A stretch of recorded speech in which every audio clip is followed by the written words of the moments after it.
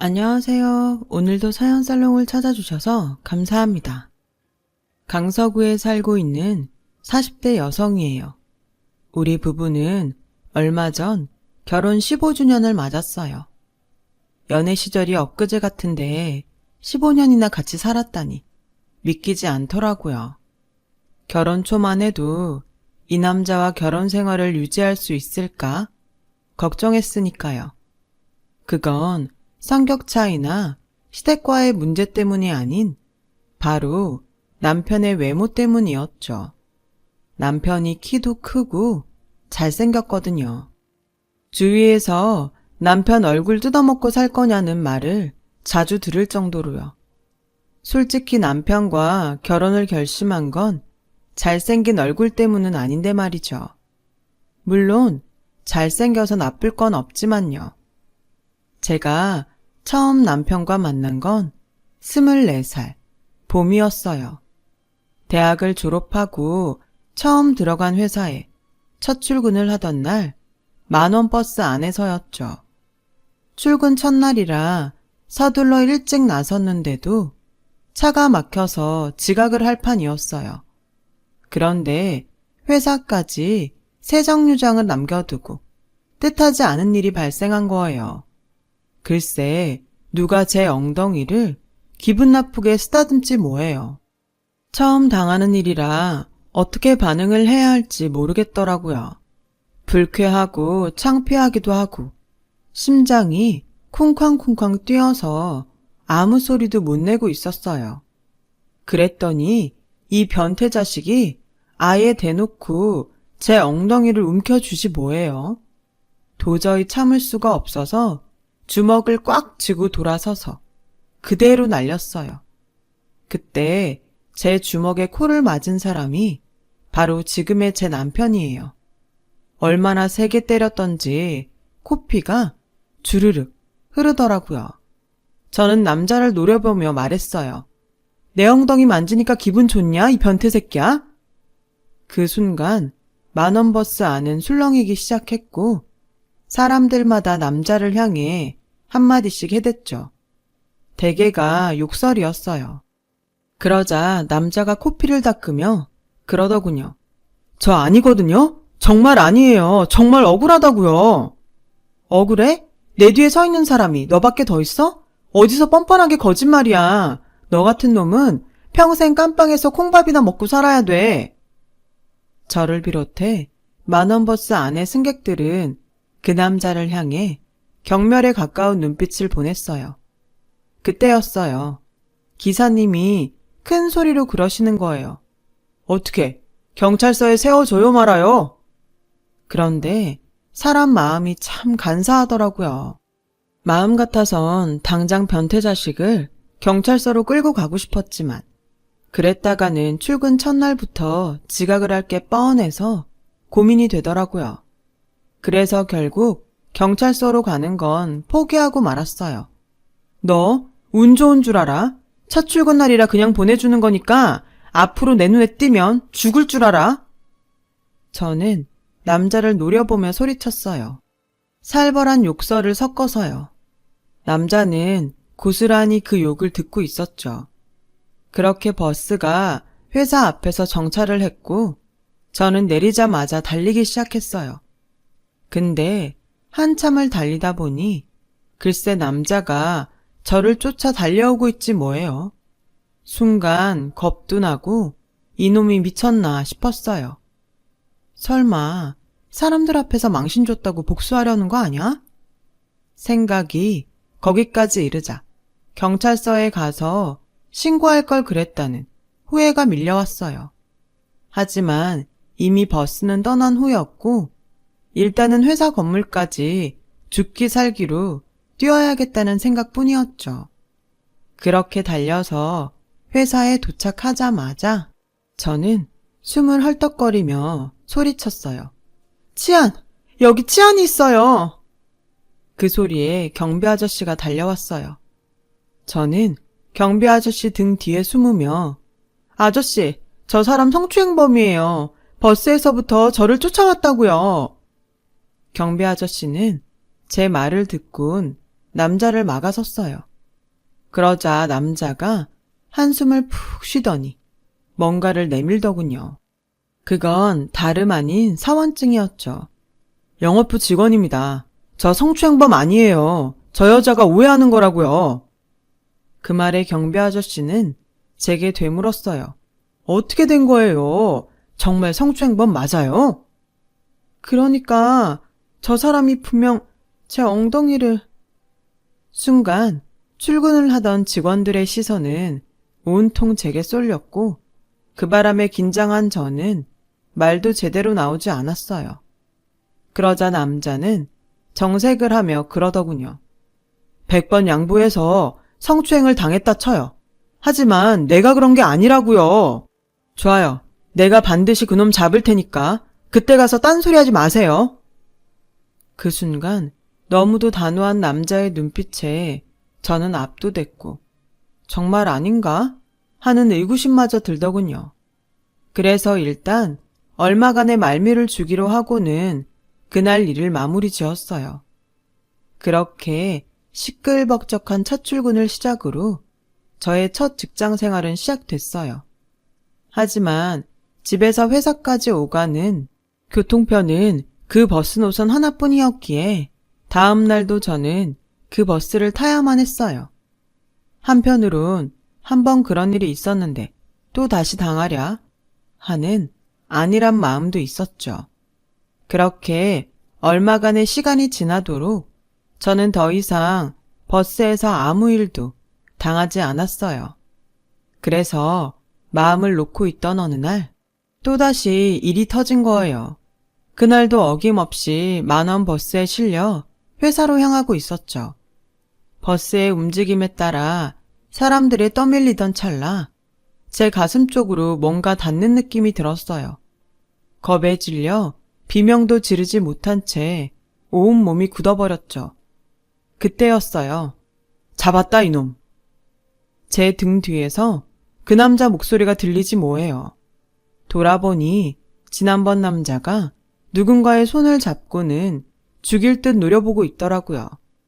남자에게 손목이 잡힌 사람은 다름 아닌 중년 아저씨였어요. 그 아저씨는 귀까지 빨개져서는 고개를 숙이고 있었죠.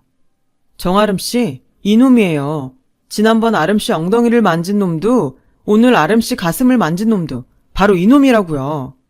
너희 새끼 어디 할 짓이 없어서 여자 몸을 더듬어? 기사님, 근처 경찰서 앞에 세워주세요. 남자는 마치 영웅이라도 된 것처럼 의기양양하게 소리쳤어요.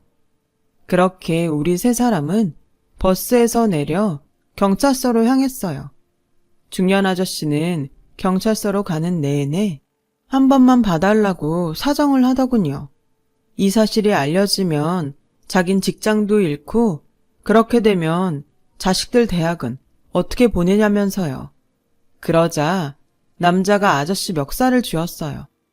당신 자식 대학 보낼 걱정은 되고 남의 귀한 딸이 평생 트라우마 안고 살게 되는 건 걱정 안 돼? 네 새끼만 중요하고 남의 집 자식들은 어떻게 되든 상관없냐고. 개소리 집어치우고 잘 들어. 네가 회사에서 잘리든 이혼을 당하든 선처는 없어. 네가 그동안 상처 준 여자들 생각하면서 네 죗값 제대로 받아. 저보다도 오히려 더 화를 내는 남자를 보자 나도 모르게 안심이 됐어요. 처음엔 저한테 오해를 받은 게 억울해 적극적으로 나오나 했는데 경찰서에서 조서를 꾸미는 동안에도 온전히 제 보호자 역할을 해주는 걸 보면서 억울함이 아닌 마음이 따뜻한 사람이라 그랬다는 걸 알 수 있었어요. 2번이나 같은 버스에서 성추행을 당한 터라 많이 위축되고 겁이 났는데 이 남자 덕분에 안심이 되더라고요. 그래서 더 미안했고요. 경찰서에 들르느라 이미 출근 시간도 많이 지나버려서 우린 영락없이 지각을 하게 되었어요. 미안해서 어쩔 줄 모르겠더라고요. 죄송해요. 제가 오해하는 바람에 괜히 누명만 쓰시고. 그리고 오늘 일은 정말 고맙습니다. 옆에 안 계셨으면 하마터면 오늘도 못 잡을 뻔했어요. 게다가 저 때문에 지각까지 하시고. 오해야 풀었으니 됐고, 무엇보다 범인을 잡았으니 앞으론 마음 편히 버스 타세요. 그동안 마음고생 많았을 텐데. 그런데 그 다음 말이 더 감동이었어요. 그리고 앞으로는 출근길 버스 안에선 성추행 걱정은 안 해도 돼요. 내가 두 눈 크게 뜨고 지켜보고 있을 테니까요. 약속대로 남자는 출근길 버스 안에서 늘 제 곁을 지켜주었어요. 그렇게 몇 달이 지나자 우린 퇴근도 같이 하게 되었고, 종종 퇴근 후에 영화를 보거나 맥주도 한잔하면서 많은 시간을 함께 보내게 되었어요. 소위 말하는 썸을 탄 거죠. 그런데 이 남자랑 같이 다니다 보니 저를 보는 여자들의 시샘어린 눈빛이 느껴지지 뭐예요. 난생 처음 받아보는 시선이라 왠지 내가 뭐라도 된 것처럼 으쓱하더라고요. 그래서 내심 이런 남자랑 사귀면 얼마나 좋을까 하는 생각을 하곤 했어요. 하지만 그런 생각을 입 밖으로 내뱉지는 못했어요. 괜히 고백했다가 거절당하면 지금의 이 관계도 끝나는 거니까요. 그래서 그저 언제 끝날지 모르는 이 상황을 즐기자는 심정이었는데 생각지도 않았던 일이 벌어졌지 뭐예요. 그날도 퇴근 후 둘이 영화를 보러 종로에 나간 참이었는데 글쎄 극장에서 전 남친과 딱 마주친 거예요. 저를 만나면서 양다리를 걸쳤던 놈이라 더럽게 끝난 사이였죠. 전 남친 옆에는 예쁘장한 새 여친이 있더라고요. 여자 혼자 처량하게 극장을 나오고 너 아직도 솔로야? 설마 아직 날 못 잊어서 그러는 건 아니지? 그럼 내가 너무 미안해지는데. 뚫린 입이라고 멋대로 짓거리더군요. 그때였죠. 팝콘을 사러 갔던 남자가 제게 다가왔어요. 자신에 비해 키도 크고 얼굴도 훨씬 잘생긴 남자가 제 곁으로 오자 전 남친은 물론 그의 여친도 놀라는 눈치더군요. 마치 안 싸웠는데 이긴 느낌이랄까? 암튼 그랬어요.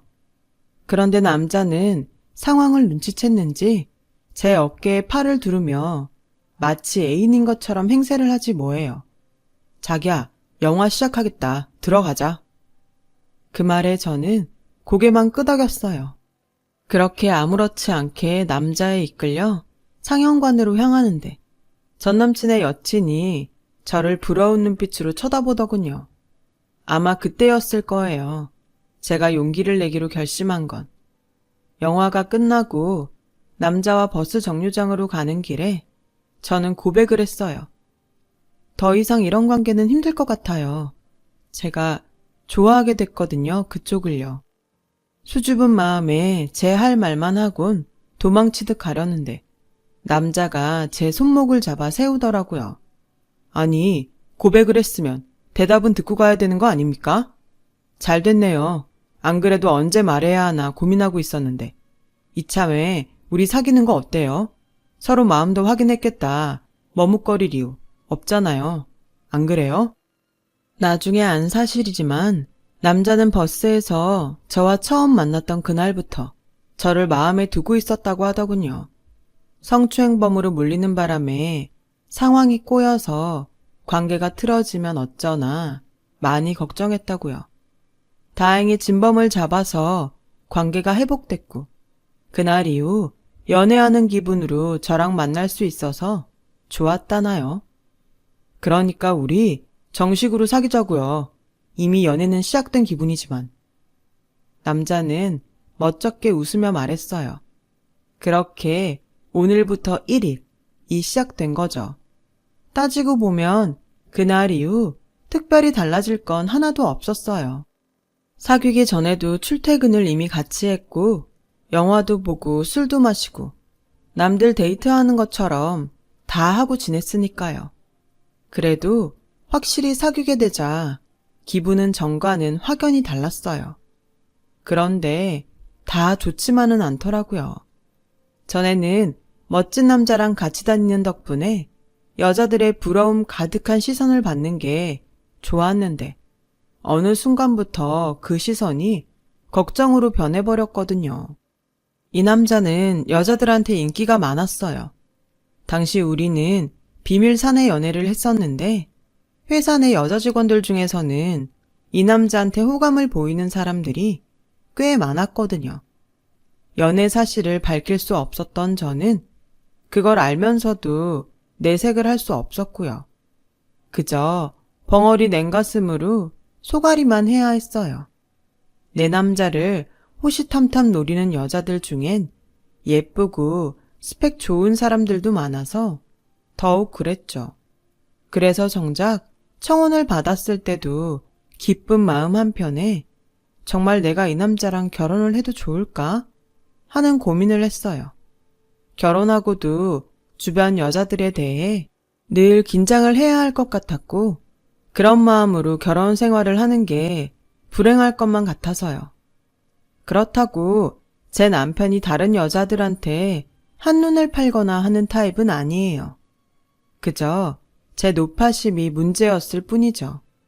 하지만 이런 제 걱정은 시부모님을 만나고 나서 사그라들기 시작했어요. 두 분 금슬이 정말 좋았거든요. 주말마다 아버님은 어머님을 데리고 서울 근교로 드라이브를 하셨어요. 비가 오나 눈이 오나 한결같이요. 어머님이 아버님이랑 드라이브 하는 걸 좋아하셨거든요. 아무리 아내가 좋아한다고 해도 한두 번도 아니고 매주 그러기는 쉽지 않은 거잖아요. 그런데도 아버님은 단 한 번도 얼굴을 찌푸린 적이 없을 정도로 어머님의 운전기사가 되는 걸 마다 않으셨죠. 아버님이 어머님을 챙기는 모습을 보면서 이런 집에서 자란 남자라면 여자 문제로 날 힘들게 하지 않을 거란 막연한 안심을 했어요. 게다가 시부모님께서는 저를 많이 예뻐해 주셔서 더 마음을 놓을 수 있었던 것 같아요. 제가 남편이랑 다투기라도 하면 시부모님은 전적으로 제 편을 들어주셨어요. 철마다 제 보약도 지어 보내주시고 제사나 명절 때도 회사 일도 하고 살림도 사느라 힘들 테니 늦음하기 오라시며 음식 준비도 두 분이 손수 다 하셨어요. 세상에 이런 시부모님이 또 어디 있겠어요. 그런데 이렇게 저를 예뻐해 주시던 시부모님이 1년 터울을 두고 세상을 떠나셨지 뭐예요. 2년 전 아버님이 대장암으로 갑자기 세상을 떠나셨고 어머님마저 얼마 전 교통사고로 세상을 떠나시고 만 거예요. 그런데 시부모님이 돌아가시자 갑자기 남편이 변하기 시작했어요. 시작은 어머님 장례식이 끝나고 다음 날부터였죠. 아침 일찍 걸려온 전화에 남편이 자다 말고 일어나 베란다에 나가 통화를 하더라고요. 정확한 통화 내용은 듣지 못했지만 간간히 들리는 소리에 따르면 남편이 쩔쩔매며 통화 상대한테 조금만 참고 기다려달라고 사정을 하더라고요. 30분 넘게 통화를 한 남편은 세수도 안 하고 바로 집을 나갔어요. 그리곤 새벽녘이 돼서야 집에 돌아왔죠. 무슨 일이 있었냐고 물어도 남편은 별일 아니라며 입을 다물었어요. 그리고 당장 그 주부터 남편은 주말마다 아침 일찍 집을 나섰고 늦은 밤이 돼서야 집에 돌아오곤 했어요. 남편의 이런 행동에 그동안 잊고 살았던 걱정들이 수면 위로 떠오르기 시작했죠. 그동안 결혼 생활을 하면서 여자 문제를 일으킨 적 없는 남편이었지만 40이 넘은 나이에도 여전히 여자들한테 인기가 좋은 남편은 제게 있어서 시한폭탄과 같았거든요. 혹시 남편한테 여자가 생긴 게 아닐까? 혼자 꽁꽁 싸매고 걱정을 하던 저는 지인 소개로 용하다고 소문난 점집을 찾아갔어요. 남편의 생년월일을 알려주자 무당은 대뜸 숨겨둔 사람이 있다고 하더라고요. 순간 심장이 쿵 내려앉는 것 같았어요. 남편한테서 끊어낼 방법이 없을까요? 간절한 마음에 무당한테 물었더니 고개를 가로저으며 그러더군요. 안 돼. 이건 구슬해도 못 끊어. 받아들이고 사는 수밖에. 혹시나 하는 마음이 있었던 터에 무당한테 그런 말을 듣고 보니 온 몸의 기운이 쭉 빠지면서 모든 의욕이 사라지더군요. 남편은 이런 저를 보고는 장례를 치르느라 몸이 상한 거 아니냐며 한약이라도 지으러 가자고 하더군요. 그런 말을 하는 남편을 보니 정말 구역질이 날 정도였어요. 믿는 도끼에 발등 찍힌다는 말을 이렇게 실감하게 될 줄은 몰랐거든요. 그렇다고 지금에 와서 이혼을 한다는 건 더더욱 생각하기 힘들었어요. 몇 년 전 다니던 직장을 그만둔 데다 초등학생과 중학생인 두 딸의 미래를 생각하니 선뜻 이혼 소리를 낼 수 없었거든요. 그리고 무엇보다도 그동안 남편과 살아온 제 인생이 허무하게 무너지는 게 참을 수가 없어서 도저히 그럴 수가 없었죠. 그래서 직접 내 눈으로 확인을 해야겠다 생각했어요. 그래서 토요일 아침 일찍 집을 나서는 남편을 뒤따라갔어요. 남편은 한참을 달리다가 고속도로 휴게소에서 호도 가자며 이런저런 먹거리를 한아름 사들고는 다시 차에 오르더군요. 내연녀에게 줄 간식 같았어요. 그 모습을 보니 피가 끓는 것 같았죠. 그리곤 다시 한참을 달려갔고 그러다가 남편의 차는 서울에서 꽤 떨어진 경기도 외곽의 외진 병원 앞에서 멈췄어요. 저는 택시비를 지불하고 남편을 뒤쫓아 병원 안으로 들어갔죠. 가보니 남편은 면회실에서 누군가를 기다리고 있더라고요. 아마도 내연녀가 병원에 입원 중인 모양이었어요. 그리고 잠시 뒤 남자 간호사와 함께 누군가 남편 앞으로 다가왔는데 맙소사, 남편과 똑같이 생긴 남자더라고요. 남편이 쌍둥이라는 말은 들은 적이 없던 터라 저는 하마터면 소리를 지를 뻔했지 뭐예요. 여자가 아닌 건 다행이었지만 쌍둥이 형제가 있다는 걸 결혼기간 내내 숨기고 있었다는 배신감은 또 다른 분노를 일으켰어요. 남편은 물론이고 믿었던 시부모님조차도 제게 비밀로 했으니까요. 그런데 남편의 쌍둥이 형제의 눈빛이 왠지 불편하더라고요. 두 사람이 면회를 하는 내내 남자 간호사가 옆에서 지키고 있는 것도 좀 그렇고요. 그러고 보니 급하게 남편을 쫓아오느라 이곳이 어떤 병원인지도 몰랐더라고요. 그래서 병원 이름을 찾아보려고 두리번거리는 그때 형수님 맞죠? 남편의 쌍둥이 형제가 저를 보곤 웃으며 부르지 뭐예요. 그제야 제가 뒤따라온 걸 알게 된 남편은 귀신을 본 사람처럼 놀라더군요. 아니, 당신이 어떻게 여길... 뭐야, 형이랑 같이 온 거 아니었어? 형수님, 저 처음 보죠? 난 사진으로 많이 봤는데 소혜랑 지혜는 잘 있어요? 마치 예전부터 아는 사이였던 것처럼 다정하게 대하는 시동생의 모습에 저는 당황해서 아무 말도 못하고 그 자리에 굳은 채 서 있었어요. 그러자 그런 제 모습이 불쾌했는지 시동생이 대뜸 그러더군요. 왜요? 정신병원에 사는 시동생이라 말도 섞기 싫어요? 나 미친 사람 아니에요. 날 여기에 버려둔 형이랑 엄마 아빠가 미친 거지. 안 그래 형? 그 말을 하는 내내 눈빛이 점점 살기를 띠기 시작하던 시동생은 급기야 광기를 뿜으며 난동을 부리기 시작했어요. 테이블을 밀치고 의자를 들고 위협을 해댔어요. 그러자 남편은 제 손목을 잡아 끌고 병원 밖으로 나왔죠. 그리곤 한참 동안 제자리를 서성이며 어떻게 말을 꺼내야 할지 고민을 하는 모습이었어요. 여보, 내가 당신한테 진작 말을 했어야 했는데 그러지 못해서 미안해. 좀 전에 그 사람은 내 쌍둥이 동생이야. 조현병이 심해서 고등학교 졸업하곤 계속 병원에서 살고 있어. 결혼 전에 말을 할까 했는데 도저히 용기가 안 나서 말을 못했어. 정말 미안해. 아무리 그래도 그렇지 이런 일을 어떻게 숨길 수가 있어?